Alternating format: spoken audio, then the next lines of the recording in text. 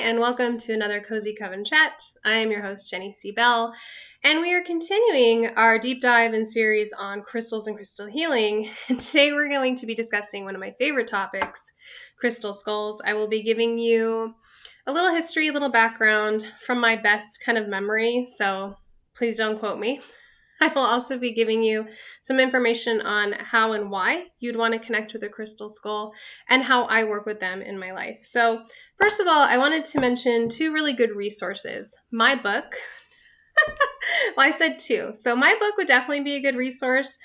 Spirit Crystals, Discover Your Crystal Guide for Healing and Empowerment, comes out in the summer, July 8th here in the United States, and a month later in the UK and Australia. And my whole last chapter is dedicated to working with all the spirit crystals together in crystal grids. And also there's a section that's, I think, very helpful on crystal skulls. So that's a great place to start. Another great book is Judy Hall, The Crystal. You can't go wrong with Judy Hall, okay? She's got great books. She has a book called Crystal Skulls, Ancient Tools for Peace, Knowledge, and Enlightenment. And it's great. And she has a really wonderful story about buying a crystal skull who basically had seen a lot of violence and was neglected in a shop, and how they overcame that together. It's really sweet. And then it's kind of a surprise because it has nothing about crystal skulls on the book, but the source, and it's the source I used for my own book, The 13 Original Clan Mothers by Jamie Sams, Your Sacred Path to Discovering the Gifts, Talents, and Abilities of the Feminine Through the Ancient Teachings of the Sisterhood. And there's a whole you learn about the 13 original clan mothers, and then at the end she talks about a crystal skull connection that kind of blew my mind. And I'm a huge Jamie Sams fan.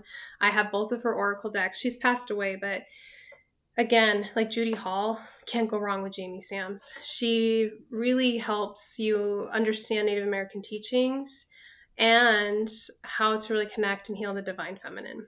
Beautiful author. So I wanted to share all those resources first, and then we'll kind of dive in here. So I've been working with crystal skulls for about 5 or 6 years, I would say. I will say that I do strongly believe I worked with them in past lives because I've seen that in my own visions. It's come up in my Akashic records, and other people have seen it when they've given me readings. And I've always loved skeletons and skulls. Like, ever since I was a child. I actually collect sugar skulls as well. My Mexican bestie, shout out to Myra, has given me quite a few cool little skeletons and skull kind of themed things through the year. I just have always loved skeletons and skulls. I don't find them scary. I find them beautiful. I find them fascinating. And when I learned that someone had kind of put together the world of like my love of crystals and my love of skulls, and it was a thing that a niche kind of a thing that I could get into for spirituality, I was like, sign me up. Okay, so it's not for everybody. So I'm gonna put that out first. Not everyone believes in the power of crystals and the power to heal with crystals. Not everyone believes in spirit guides. And some people are really disturbed by skull imagery. And I respect all of that. So the reason why I say that not everybody believes in guides is because skull keepers, which is what I consider myself to be, believe that a guide can be invited into our skull or sometimes comes with the skull, and we can communicate with that guide. I know, sounds kind of out there. But this is what we believe. And there are websites that are dedicated to rehoming crystal skulls. There are Facebook groups dedicated to rehoming them, because we're not looked at. You don't just like buy one and put it on a shelf and let it collect dust and just be like, yeah, it's cute or whatever. We believe that you can have a presence, inhabit the skull. You become a keeper of that skull. You learn its name. You work with it. And then sometimes the skull will be like, I'm done working with you. And then you go to a rehoming group and you have it work with someone else. There are certain big, large crystal skulls that are already awake and open, and sometimes they will help awaken other crystal skulls. And this is all part of the crystal skull kind of connection. And like I said, it's not for everyone. One of the most famous crystal skulls in history, and there's some really great information out there, is what's called the Mitchell Hedges skull. And what's really interesting about this whole story is Mitchell Hedges is basically the real life Indiana Jones. So he was an adventurer. He was quote, an archaeologist of sorts, and he was going to South America and going into tombs and doing all those things, right? And trying to bring things back to museums. And he wrote 2 books about his life, and his stories in the books are different. So he wrote one like early on in his career about his adventures, and then later wrote, like closer to his death, wrote another memoir, autobiography, and some of the stories are different than in the first book. So he's kind of part, like the crystal skulls himself, he's part myth, part legend. Like, people don't really know all that's true. But we do know that he claims to have found a crystal skull in South America. Now, I say claims because not everyone believes the story. So he was in South America with his stepdaughter, and they were excavating pyramids or something similar to that, from what I remember. And she claims, she has, I think, passed since then, but all the way up into her death claimed that she was looking into the excavation site and saw something shining. And that was this Mitchell Hedges, called the Mitchell Hedges skull. You can give it a quick search. It is a pure crystal skull made out of clear quartz crystal, and the bottom, the jaw, is removable. And it's pretty much like a life size to a human. And she claims to have found it that day, and that many people throughout the years have claimed it to have supernatural powers. So there are people that have run different tests on it. There was a test on Expedition Unknown that proved that, yes, it was one piece of quartz, but with modern technology, it really looked as if it was a modern piece and not an ancient piece. The way the marks on it that sanded, that like made it smooth, all the grooves went one way, like a wheel would have sanded it, and the ancient people of that area did not use the wheel. So to the scientists and to the hosts of Expedition Unknown, it seemed as though it was not ancient, right? Because what the belief for so long about that crystal skull was that it was ancient alien technology of some kind, or kind of like an ancient, almost like an ancient spiritual race. Basically, if you've seen the Indiana Jones movie, a lot of people basically believe that the aliens had come at some point to South America, had taught the native people things, had helped them build the pyramids, and also had built these crystal skulls or made them in some way and left them behind as some kind of healing device. So that's one story of the legend of crystal skulls. Another story is that they are from Atlantis. So Atlantis, if you don't know, it's like Atlantis and Lemuria are these ancient islands, these places that supposedly existed in the real world, and were both evolved for their time, spiritual, really evolved places, and then horrible things happened to both of them, and they fell back into the ocean. Right, Lemuria is off the Pacific, Atlantis off the Atlantic. And so there are people, especially I read a lot of books of people from like the 70s and the 80s who seem to, when doing past life regression, could remember lives in both Atlantis and Lemuria. And so a lot of the information we get is from that. A lot of the information we get about it is from Edward Casey, who was the sleeping prophet. He would basically go into a trance and basically look like he was sleeping, and then would be able to connect with people in their past lives, connect with his own past lives. And he gave us a lot of the information that New Age and metaphysical people have used to talk about Atlantis and Lemuria. So one of the theories is that Mitchell Hedges skull is one of 13 that were from Atlantis, and that Atlantis, you hear stories of both Atlantis and Lemuria being these ancient cultures, but being very technological savvy and using crystals for healing. They used sound for healing. They used crystals for healing and communication. People have talked about they used crystals to move vehicles. There's all of this kind of information. So in Lemuria, it was believed that the Lemurians connected to quartz crystal, and they used them to kind of code the earth, right? We have these ley lines, and they were using that as a way of communication. And you can actually buy, you probably have seen them for sale, Lemurian seed crystals. They are clear quartz crystals with like little lines on them, and that supposedly holds the records for Lemuria. And if you get one of those and you have a past life in Lemuria, it can really help you evolve.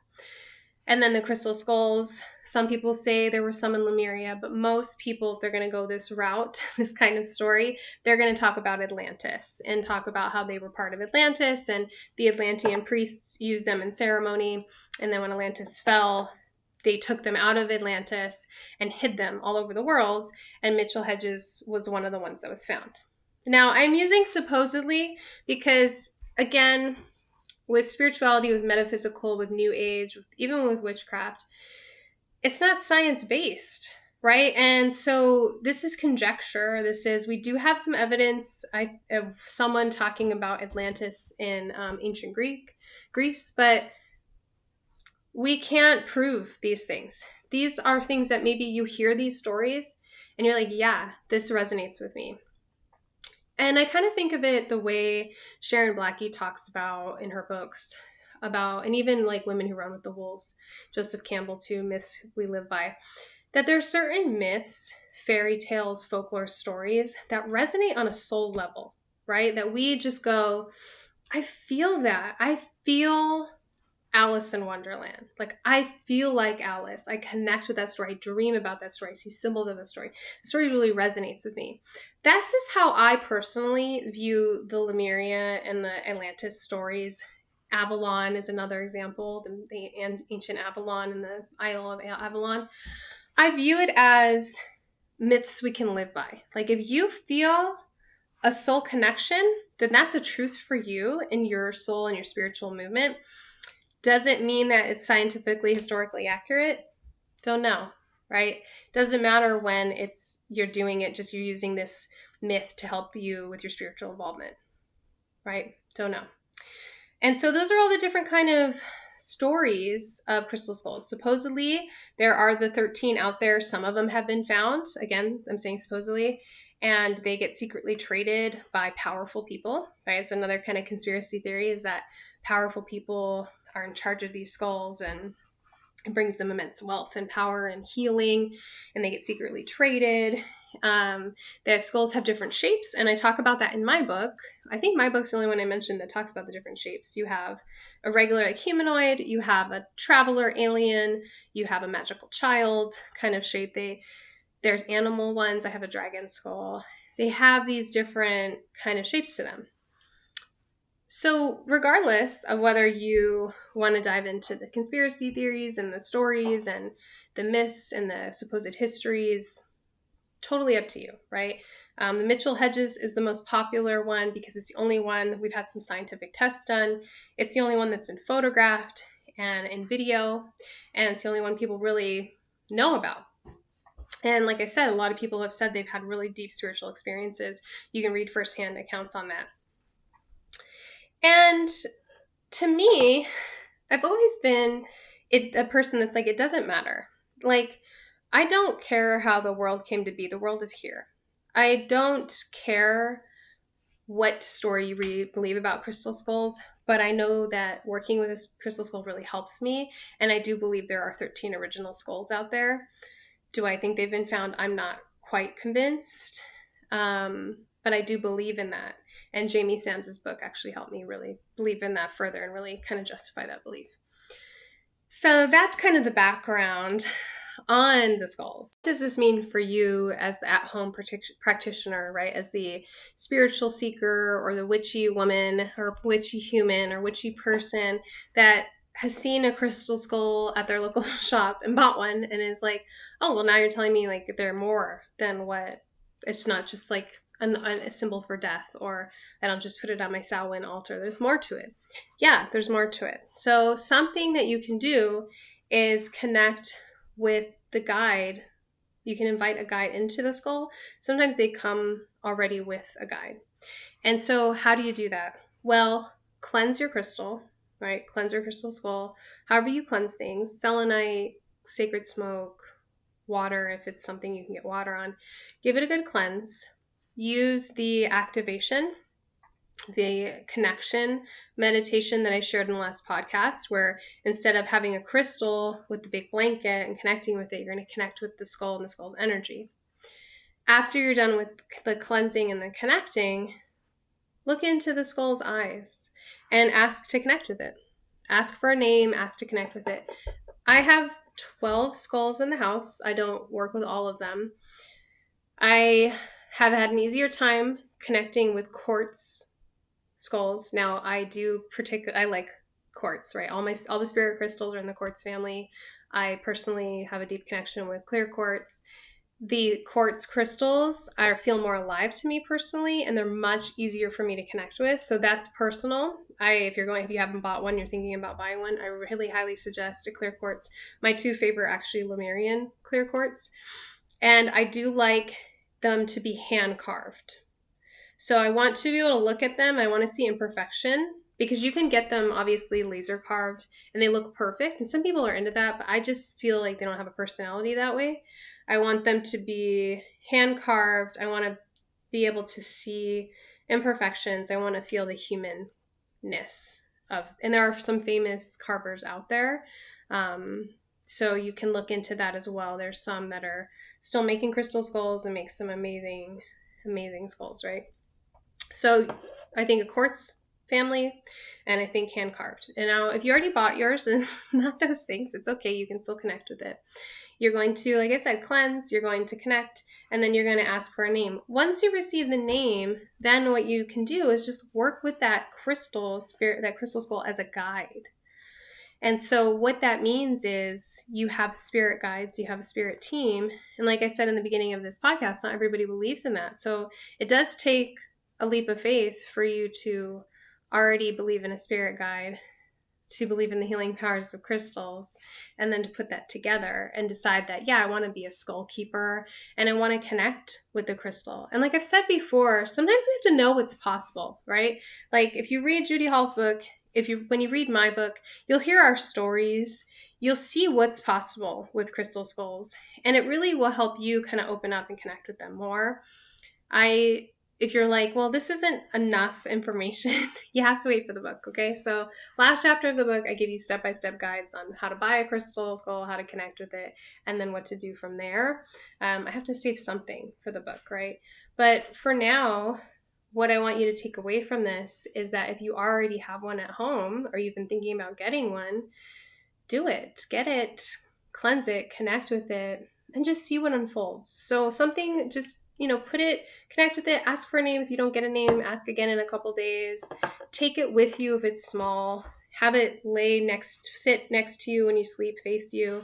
Like I said in the previous podcast, ask to connect with it in your dreams. When you open your Akashic records, have it with you. If you meditate, have it with you. When you do card pulls, crystal skulls are amazing. I always have this crystal skull in particular with me when I do card readings. I have her face me and kind of help guide me, because crystals are amplifiers, especially clear quartz. It amplifies the energy. She helps me focus. And it's like, okay, like help me see anything I'm not seeing with my own eyes. So that's why she faces me. So it's like she's looking one way at the cards, I'm looking the other way, and we work as a team together. It's been a really great kind of relationship for me to work with these skulls. And it's not just, a decoration. They really can become an ally, become a friend, become a guide. And that's kind of the meaning of being a skull keeper. And I think this is a great practice for anybody that's open to it. So if you're listening to this and you're like, this sounds kind of crazy, I'm not into it, that's fine. All right. We don't have to take everything on the journey. You're supposed to collect the tools and the things that make sense to you on the journey. If this is not resonating, then leave it.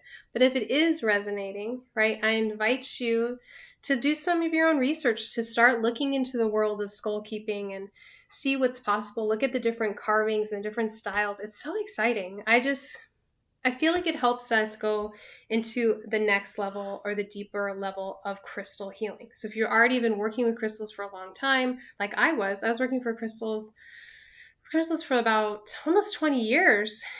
And then I discovered crystal skulls that reignited my passion for crystals again. They are the ones that gave me the Spirit Crystals book and all the guidance. They've been amazing guides for me. So it's a little out there, putting myself out there today. Thank you for listening, and I hope this resonates. And if it doesn't, leave it and then still come back. I promise it won't be as weird next time. Thank you.